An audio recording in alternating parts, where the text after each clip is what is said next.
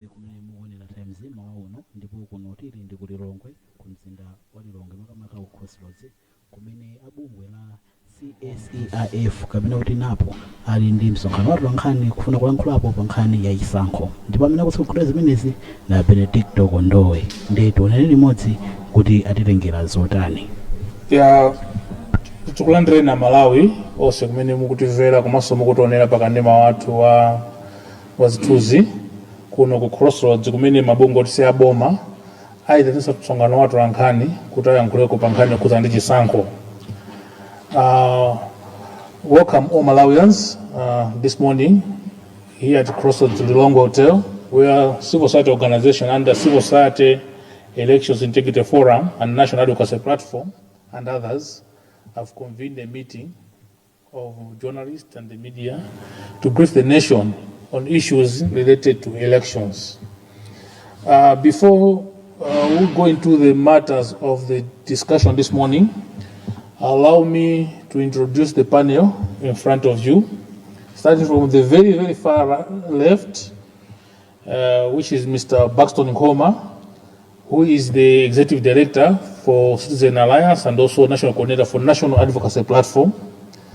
Right after Mr. Buxton Nkoma, Mr. Robert Nkwezalamba, I'm the Chairperson for Human Rights Consultative Committee.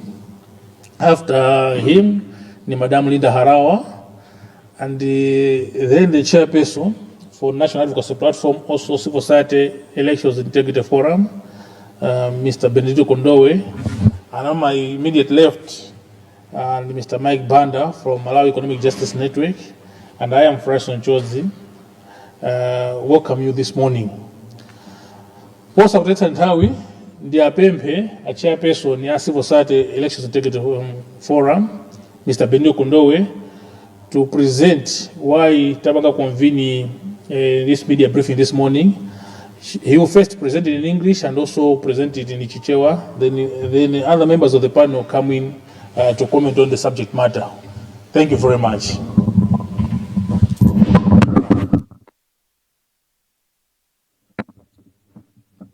Thank you very much, Director of Ceremonies, members of the press, and fellow panelists.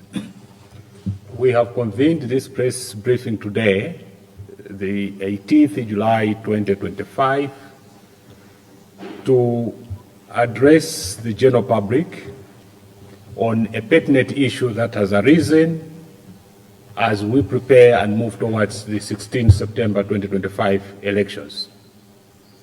And this statement has been jointly issued by the National Advocacy Platform, Civil Society Elections Integrity Forum, Human Rights Defenders Coalition, as well as the Human Rights Consultative Committee, among others, as umbrella bodies of many NGOs that are working in the governance and human rights sector in this country.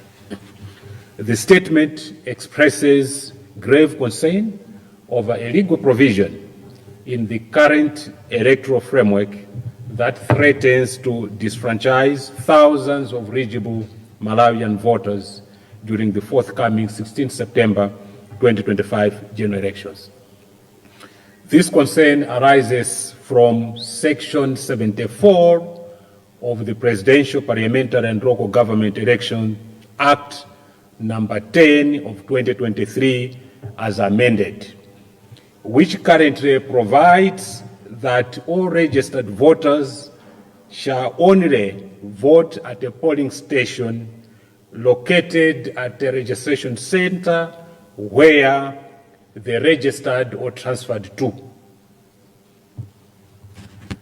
This provision, which was introduced following the 2022 amendments, repealed Section 75, subsection 2 of the then Parliamentary and Presidential Elections Act, which guaranteed flexibility of voters unable to vote at their original registration centers.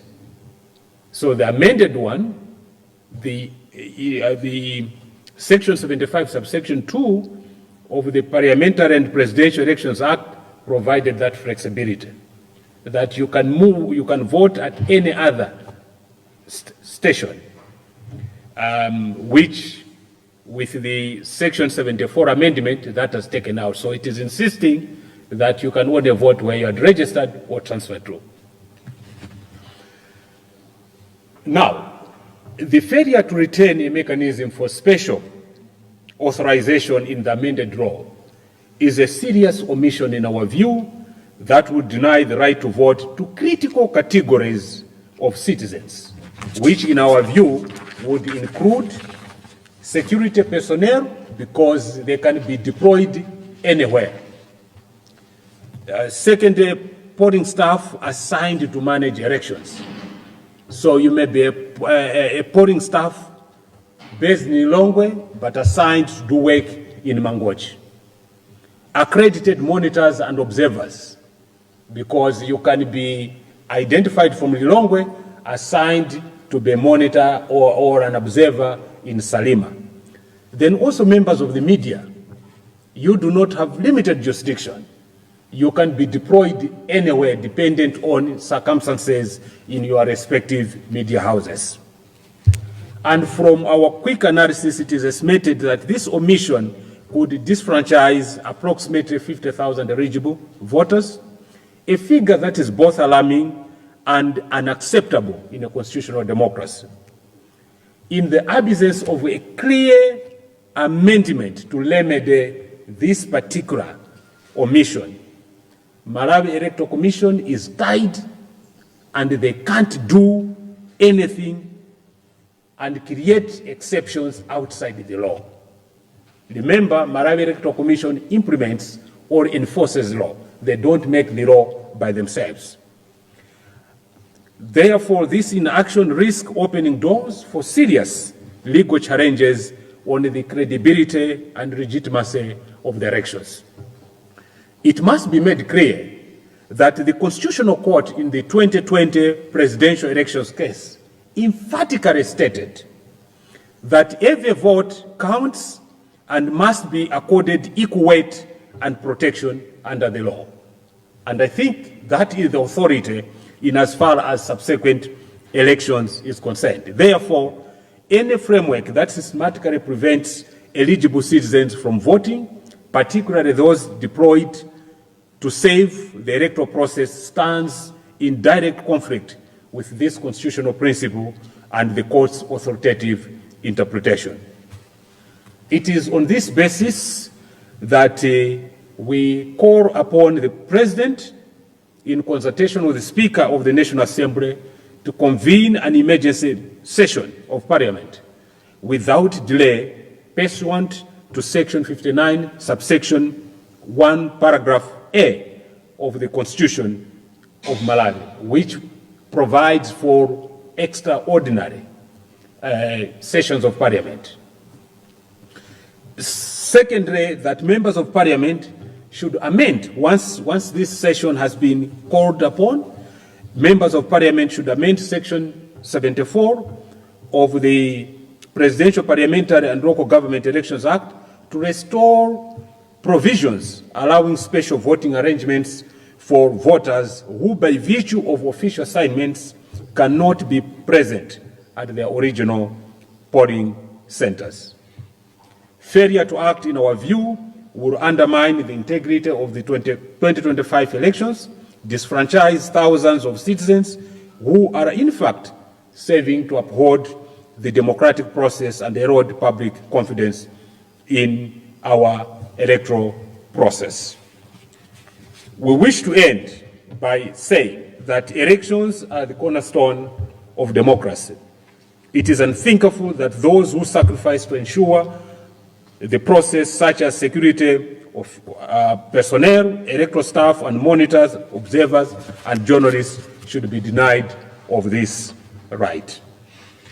I must end by saying that we are aware that MEC has been vested with power to take measures or do such other things as are necessary for conducting free, fair elections, as provided for under Section 8, subsection 1, paragraph M of the Electoral Commissions Act.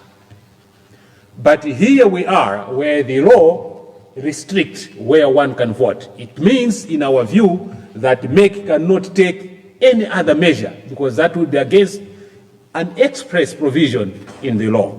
It is on that basis that we feel that the right approach is to call for a special session to address this issue. The sooner we deal with it, the better. Amainda bambo komanso nonse amene mukutimvera ifeyo amabungwe pansi pa National Advocacy Platform, Civil Society Elections Integrity Forum, Human Rights Defenders Forum, Human Rights Consultative Committee taitana msonkhano watola nkhani kuti tikambirane pa nkhani imene yatipeza. Nkhani imeneyi ikupereka chiopsezo kwa anthu ena kuti ufulu wawo wovota ukhala ukulephereka.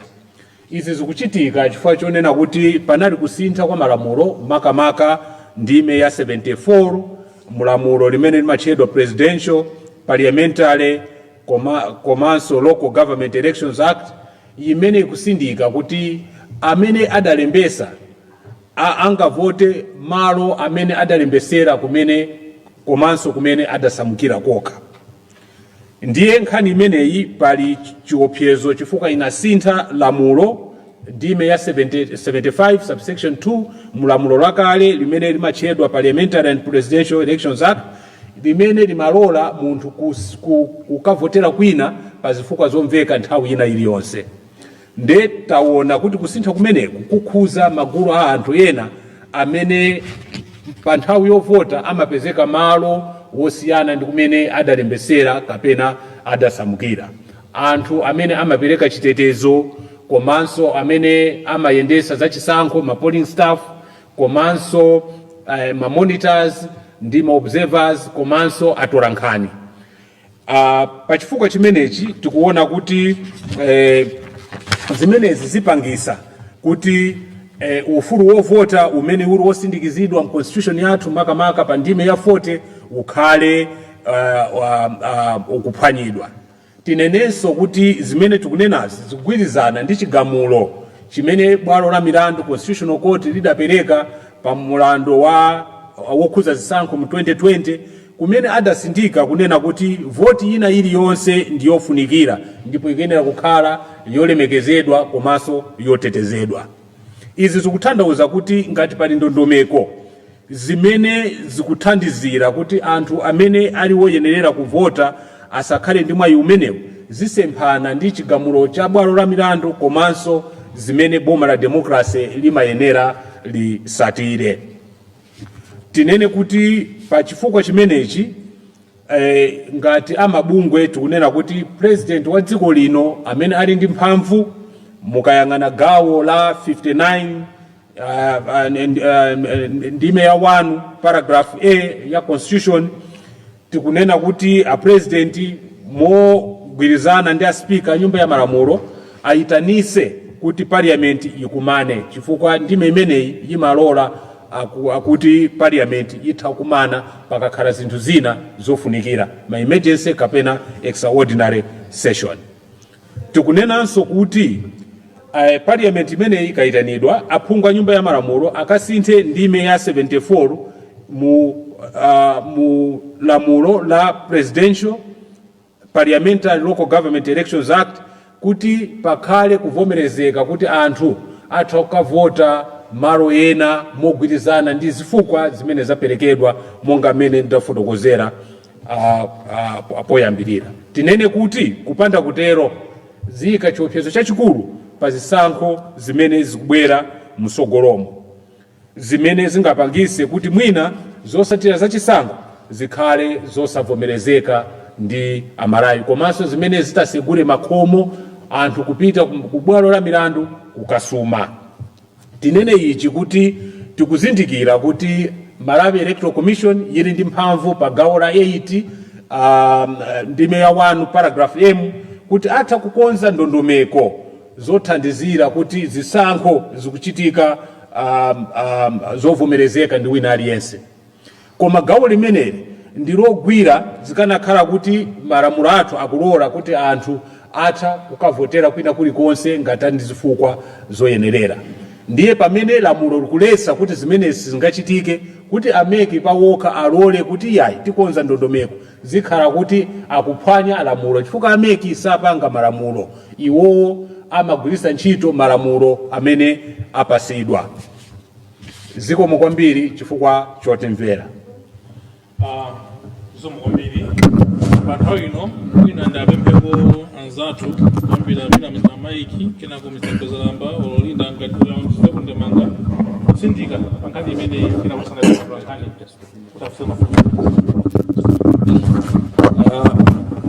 I had forgotten to mention a very important issue that as we are holding this press briefing today, I think it will be important to inform the general public that we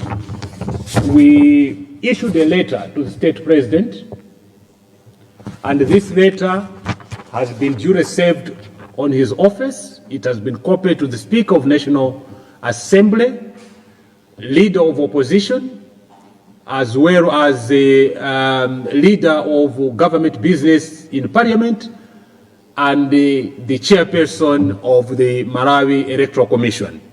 So a letter was delivered yesterday, and today we are convening this press briefing. I think it is important that the general public should be informed. Ndimanena kuti kuphatikiza press briefing imene tikupanga timafuna tidziwitse mtundu wa Malawi kuti tinalembera kalata president dzulo kope imene ndikuonetsa imene inakafika ku office kwawo imene tikupempha kuti iwo apange zimene tikufotokozera lero. Ndipo mukalata imeneyi tinakaperekaso kope kwa Speaker wa nyumba ya malamulo. Mukuona zidindo zimene zikuoneka komanso wosogolera zipani zosusa ku nyumba ya malamulo komanso amene akuyimira boma leader of government in the house komanso a chair a Malawi Electoral Commission. Onsewo adapasidwa makope amenewo. Zikomo kwambiri. Zikomo kwambiri chair, timangofuna nditsindike kunena kuti tikamanena kuti chisankho chaenda bwino pamakhala magawo angapo. Pamapeto pa zonse tikayang'ana mafigures amene meki imalengeza pamakhala magawo awa. Wani amatiuza kuchuluka kwa nambala ya anthu amene analembetsa. 2 amachitaso rekodi anthu amene anakavota.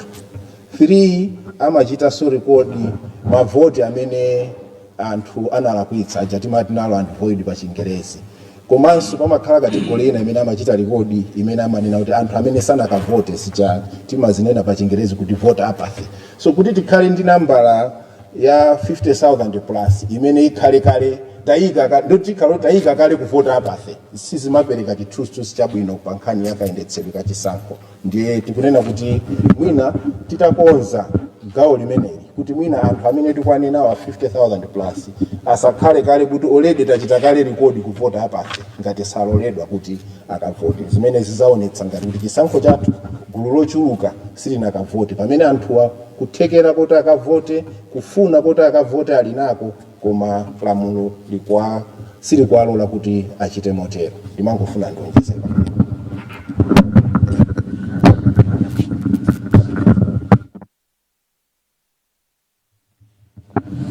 Ndizoonadi lamulo limeneli lipsinja anthu ambiri kuti asakavote chifukwa tikaona tsiku limene voti imaponyedwa ndi tsiku lonena kuti zinthu zambiri madongosolo ambiri onesesa kuti ogwira ntchito onse pa polling station amachitika kuyenda kupita kokavotetsa chani kumachitika tsiku ngati la mbuyo kutanthauza kuti in terms of operations munthu sangati wapita kumangochi kukavotetsa iyeyo abwerere azavote kaya ndi wakulilongwe ndizovuta kwambiri. Koma mwayi ulipo onena kuti lamulo limene litha kusintha kupereka mwayi kwa anthu onena kuti azagwire ntchito ndi kuvota nawonso ndi pokumbukiranso kuti nawonso ndi ufulu wawo oti avote. So lamulo limene likapsinja zikutanthauza kuti iwonso ufulu wawo oti angaponye voti ukhala ngati wapsinjika chimene chili chinthu chosakhala bwino. Zikomo kwambiri.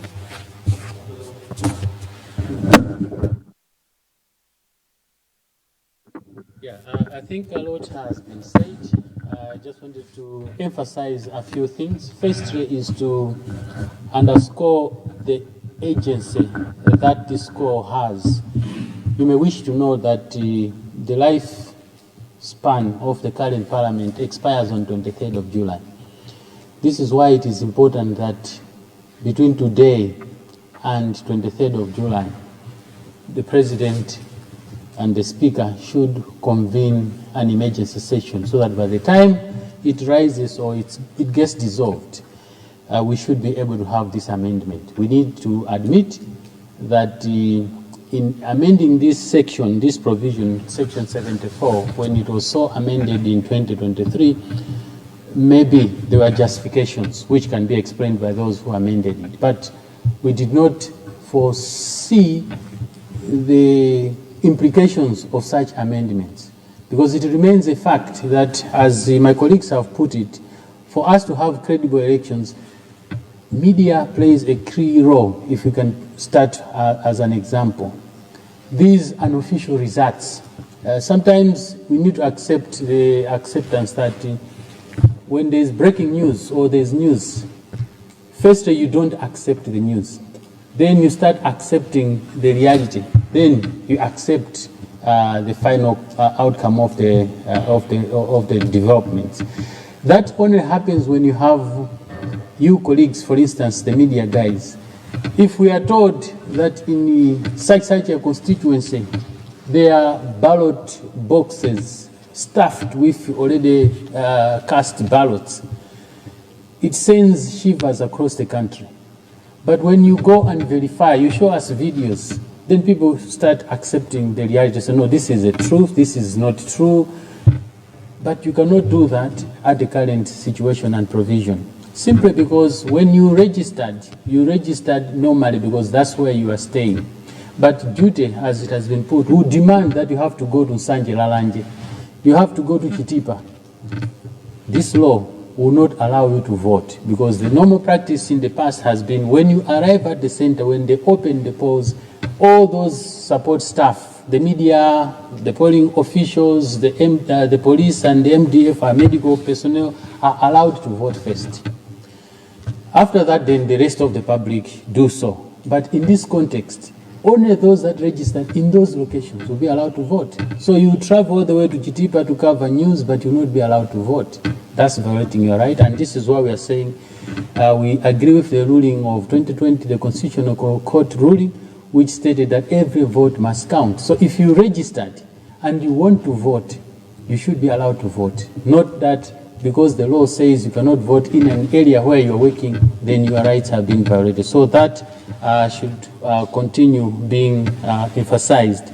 Hence, our call to the President and members of Parliament to retreat and go back to Parliament once the calls have been made. So we have hope that our head of state and the Speaker will do the rightful within the shortest period of time. We are not giving them ultimatums, as people say. Oh, have you given them deadlines? No. Tukunena kuti ichi chintu choyenera kuti achite.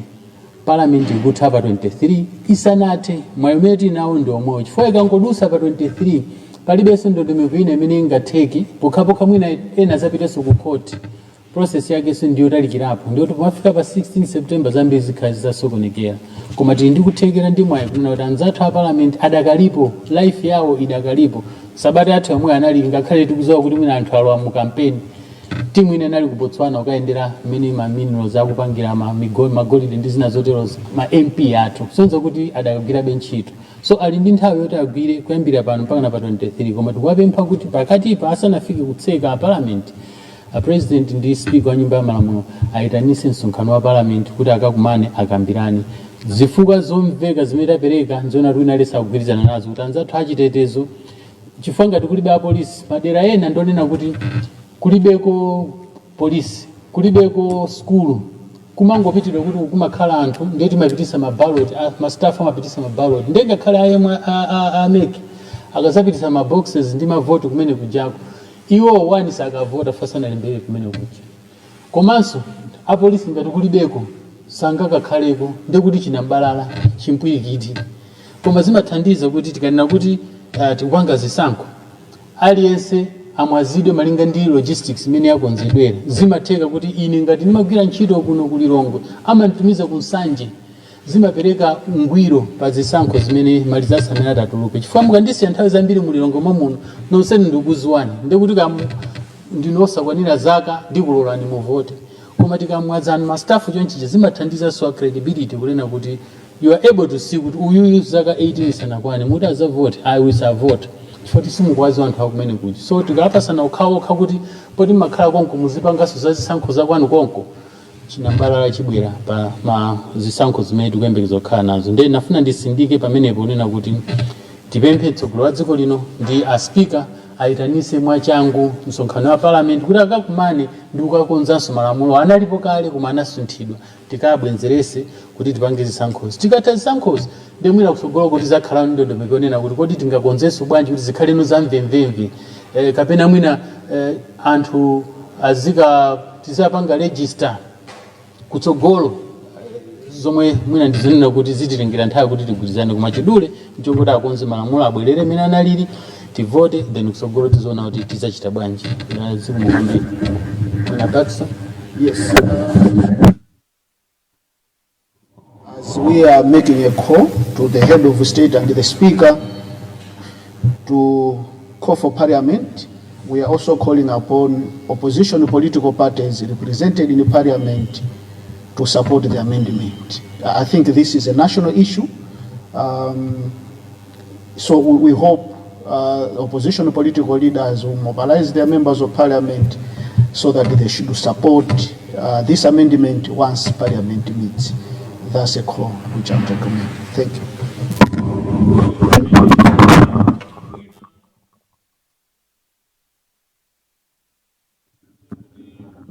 Kale mafusa wila atatu titafusa ngatatu ankani koma as a matter of emphasis zikuoneka kuti lamulo ili tonse tili muno mwina sitingakhaleni mwa yovota chifukwa inu angatatu ankhani amakutumizani iye atagwireni ntchito kusalima kudowa munthu anayembetsera kuti kwa kulilongwe ndiye kuti ukafika kusalima umayenera kupita tsiku before komanso ndiye kuti lamulo amene afotokozera achera mu nkhani ya malamulo sindingalole ineyo ifoti cha ntchito yanga ndisavote ndiye kuti even akandiletsa ndi ndufuna kupita court kana chisankho sichinaende bwino kutenga ndi ruling yachani ndiye kuti ngati sesintha lamulo ilili we should already declare kuti this election will become controversial and people can argue kuti court ukaleperetsaso tiyambileso chifukwa there's no way 50,000 members of the media, the police, the army, polling staff, civil society, and everybody involved in the elections asaka vote ndezingokhala kuti abasi nenda vomereza fanya ntchito yanga sindivota ndezusonekera ngati panga khala mafunso nthawi yofusa ndinoyo kenako ndapempha chair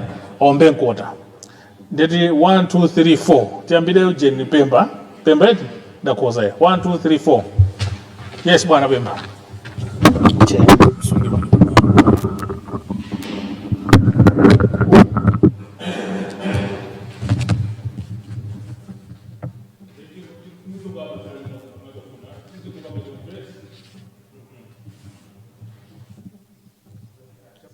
Steve Pemba Moyo, Nation Publications Limited.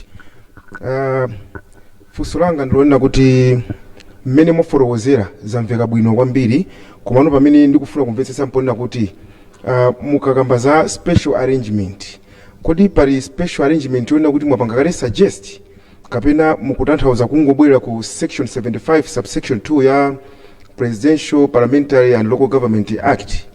Ndikufunsa pamenepo chifukwa chonena kuti tikaitsatiraso section imene yoyo 75 subsection 2 pena pake madzaoneka ngati ikukondera mbali imodzi yokha ya Presidential Parliamentary Local Government imene ili presidential yokha chifukwa tikatengera ngati ine ndalembetsera ku Lilongwe koma chifukwa cha ntchito yanga ndikugwira ntchito ku Nsanje ndiye kuti ndikapita ku Nsanje section 75 ikandilola kavota kumene kuja ndikangopeza pa one common vote imene ili presidential parliamentary local government ndasiya ku Lilongwe konkuno pamene popo maunikirapo motani kuti mwina mtsogolo muno tisazakhalenso ndi nkhani ngati imeneyi kumene kuti ena aso akudandala zomwezo zomwe kwambiri.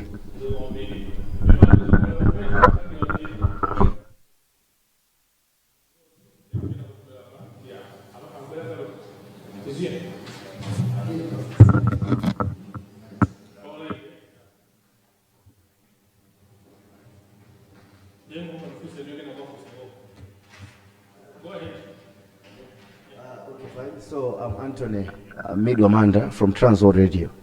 Funso langa nali kunena kuti kwakhala mapayment sitting mbuyomu ngakhalenso chaka chino. Ndi chifukwa ninji mwabwera nayo pano simukuona kuti mwina nthawi mwabwera nayo nthawi mochedwa kwambiri kusiyana ndi nthawi imene tinali nthawi zonsezi before elections panopa tikamba kuti September ndi pafupi kwambiri. Simukuona kuti nalini nthawi yayitali imene ikanatha kubwera nkhani imene kuti ma members of parliament ayikambirane unlike kubweretsa panopa pamene ngotsani nthawi yochepa kwambiri tisanafike kumeneko. Secondly kunena kuti nanga atati mwina emergency parliament president sayitanitsa zitani tsopano kutsogolo kufuata tatsani miyezi yochepa kwambiri tifike September.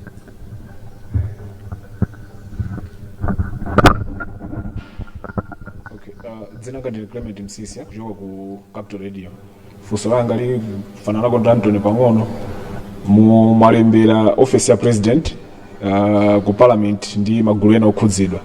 Sitikudziwa kuti mutali kalata inapita liti ndi magulu amene ayankhapo ngati ayankhapo ayankha kuti chani. So pakakha kuti pali silent palibe imene chachitika moving forward what happens. Funso lina ndikuti ku nyumba ya malamulo sikoyamba kuti malamulo akapita kusinthidwa ndi magulu osiyanasiyana including civil society ndi magulu ena amabwera mwina mwakhamukuona kuti lamulo lakuti sinaende bwino labweranso ku parliament kukasinthidwa apa taona zachitikaso lamulo linapita ku parliament lasinthidwa koma pali gap imene ipangisa kuti anthu ena asavoteso. Inu ngati magulu omenyera ufulu anthu mdziko muno ma MP athu kapena nyumba ya malamulo mukuiona bwanji when it comes to their ability to fully look at our laws and scrutinize them to the point that everyone is satisfied without any loopholes that would put other people at a disadvantage. Thank you.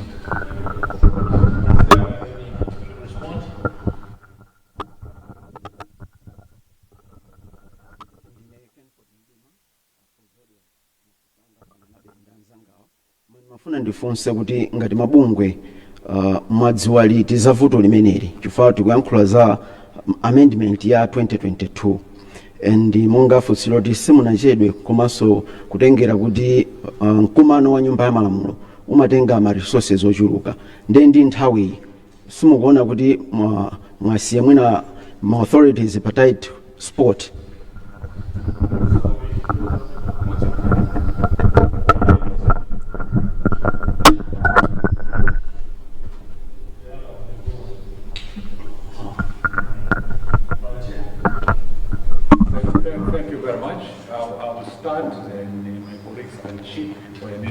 Let me start with the last one. When did we know, which is also linked to another question that was raised, that's what it komanso nkhani ya resources tinene kuti commission imene tikunena tikanena kuti ndi parliament yokha talakwisa chifukwa ndondomeko zopanga malamulo zimayambira ku drafting. It means kuti anthu amene ankapanga draft amendment nawonso panali oversight on their part.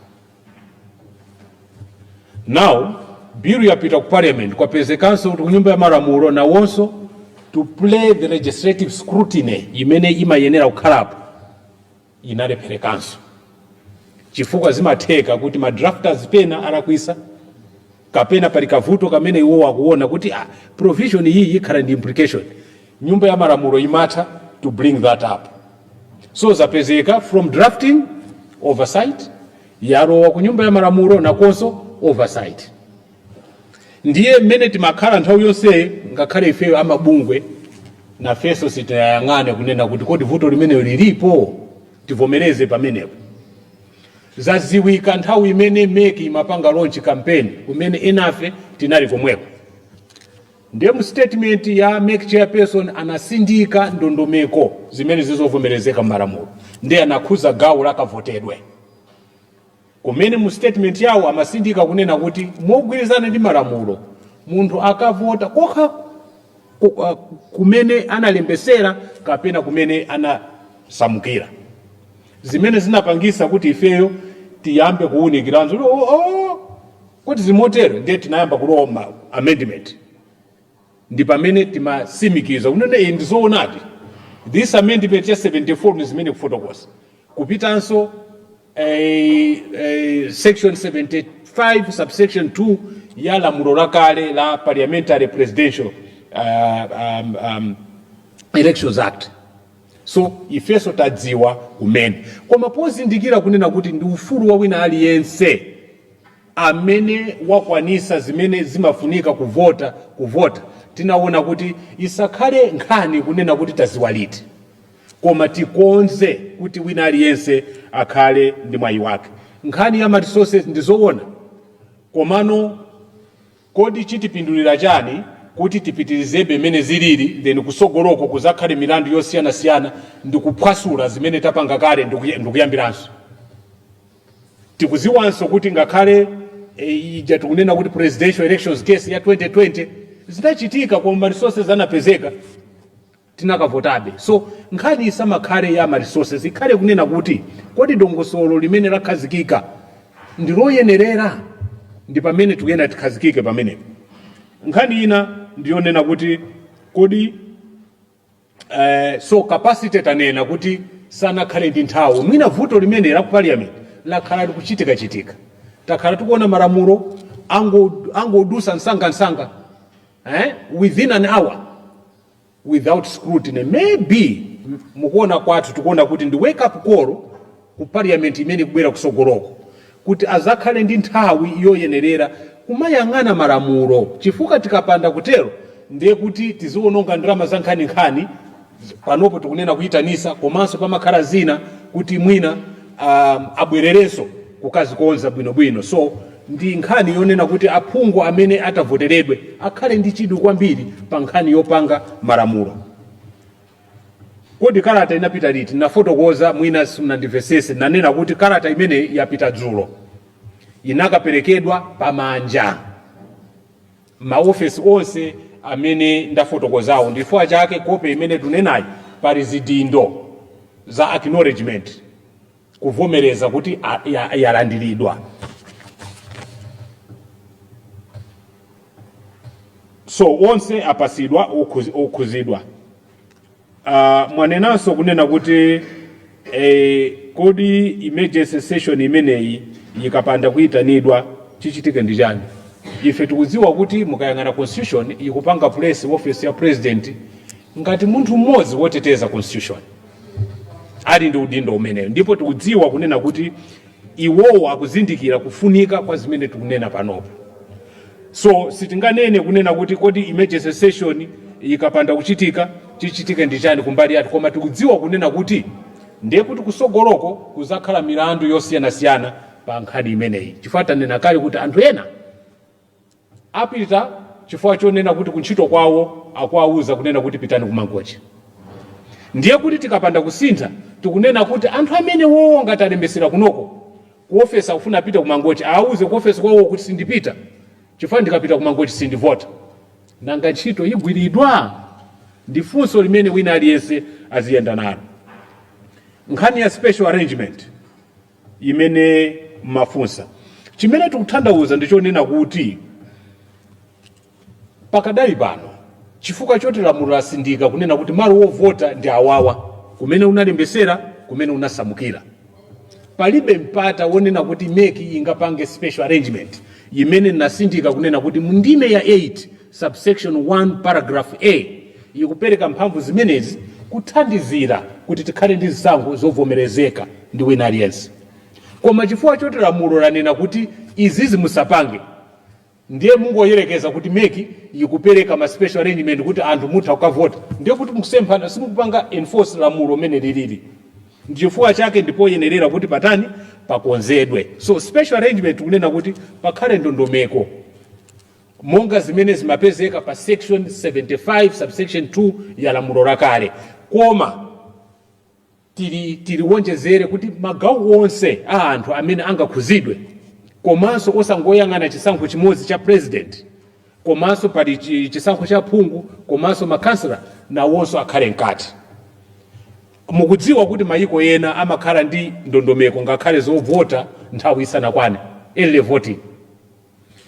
yitha kukhala special arrangement imene tikunenayo pozindikira kunena kuti anthu amene akudziwa kunena kuti pa tsiku lovota sazakhala close to station imene analembesera avoteretu. So tikunena kuti pakadali pano sitingauza ameke kunena kuti ma special arrangements akhale wotani chifukwa iwo ndi amene ali ndi mphamvu, koma ife chimene tikunena nchonena kuti pakhale mwayi wonena kuti wina aliyense amene ndi woyenerera kuvota apasidwe mwayi wovota. If there is unless there's a burning response burning on the questions or any question that has not been addressed, you could also have to wait. Shall we know? Our chair, going down.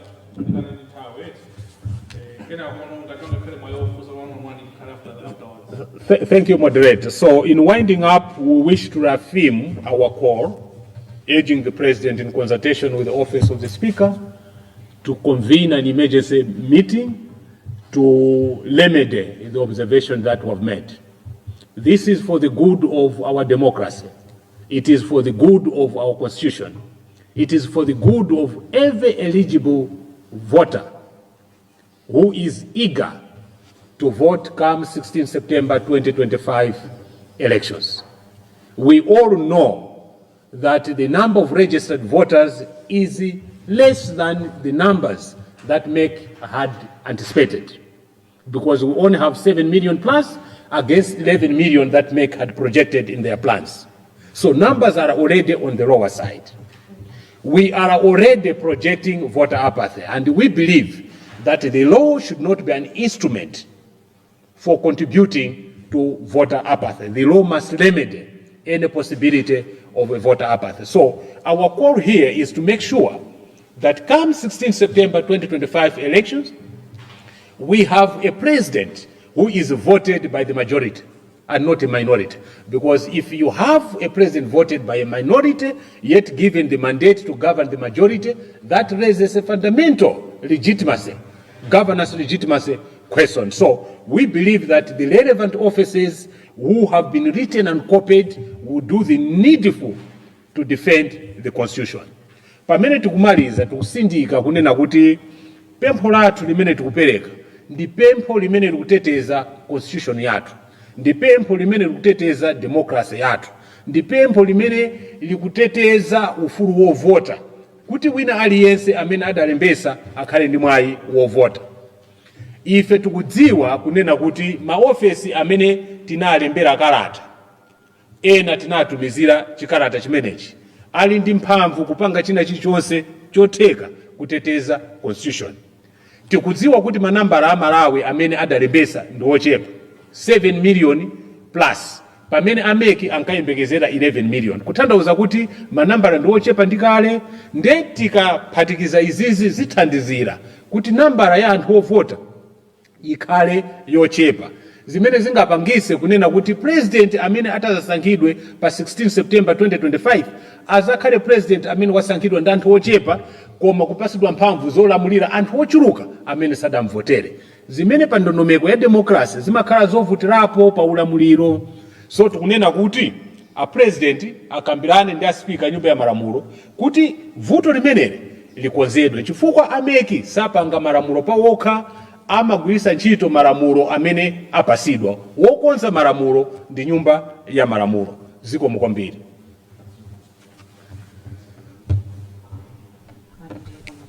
zokambirana zomwe zimachitika muno mu mzinda wa Lilongwe. Amene wandithu amene anakonza zokambirana zimenezi ndi a Civil Society Elections Integrity Forum. Nkhani ikulu inali nkhani yokhudza ndithu chisankho. Ndine Blessings Mpenganjira Changata, ndithokoze anzanga onse amene ndimagwira nawo ntchito kuno ku Lilongwe.